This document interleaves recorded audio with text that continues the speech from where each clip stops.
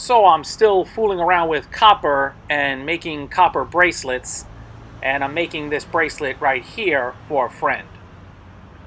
I've given this one a more uneven, maybe more natural look, but the patina I put on it, this very dull looking copper color, is something interesting, and I'll show you that in just a little bit. I need to thank Jason McPherson and Thomas West for their very generous donations. I've been fortunate of late with people donating generously to the channel, and as I always say, it really does help. Thanks a lot, fellas.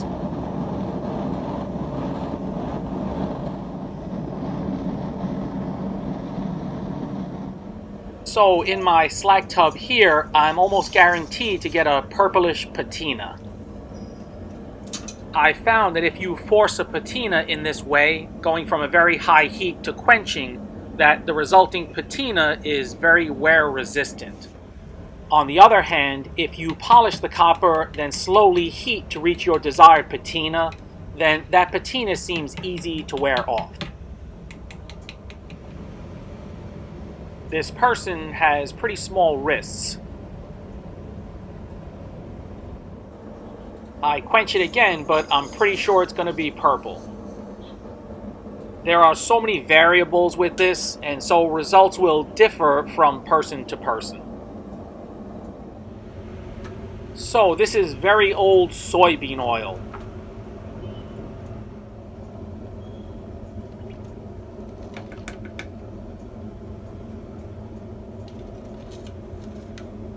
Just a few seconds in and it strips it completely. I'm not sure if this qualifies as a patina, but it's very bright yet matted, if that makes sense.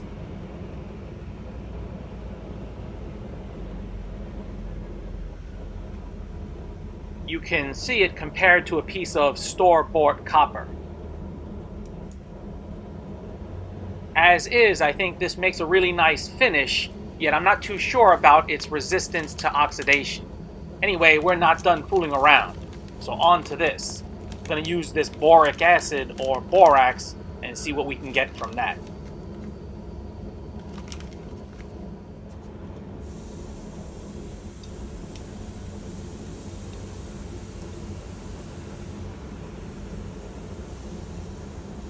I should have found myself a little metal container to put this boric acid in. Well, next time. For now, the show must go on.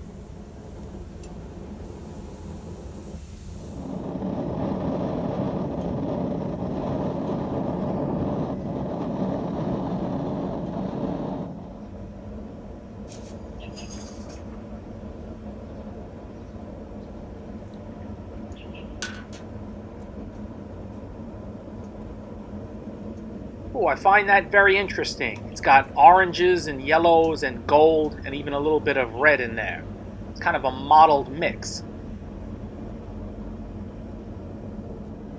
We need to try it a second time to see if I can duplicate that look.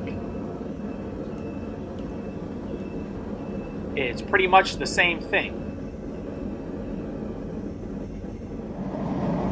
Let's skip the boric acid powder and see if we can get back to purple.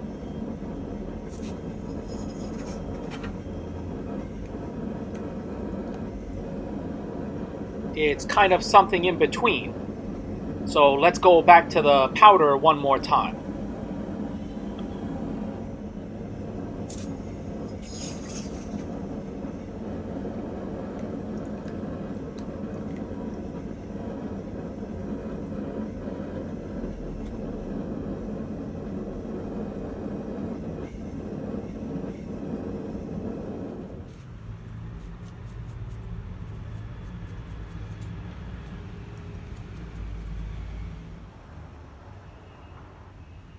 I personally like that a lot. It has sort of a bling bling factor.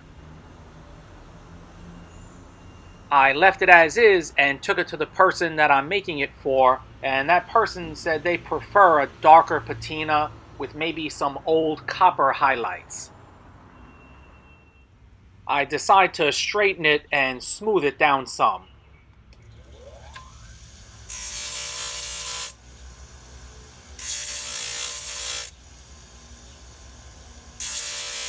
I bend it back to bracelet shape and then try to go back to purple.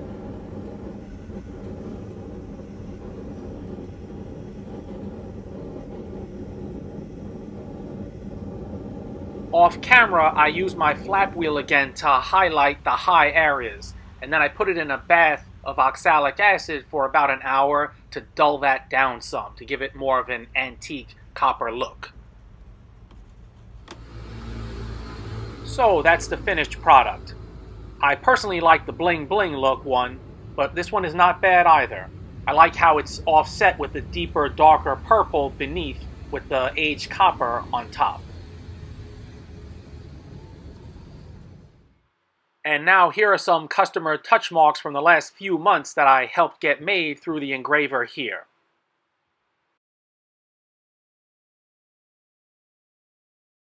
I'm still offering this service, so if anyone is interested, shoot me an email, send me your design, and specify the size that you would like it to be, and I can get you a no obligation quote. The engraver charges from about 95 to about 145 US dollars for one of these marks, and these are specific for use on hot steel. They're made from H13 steel, and each mark is about 7 inches long, so can be handheld. Lastly, the price largely depends on the complexity of the design.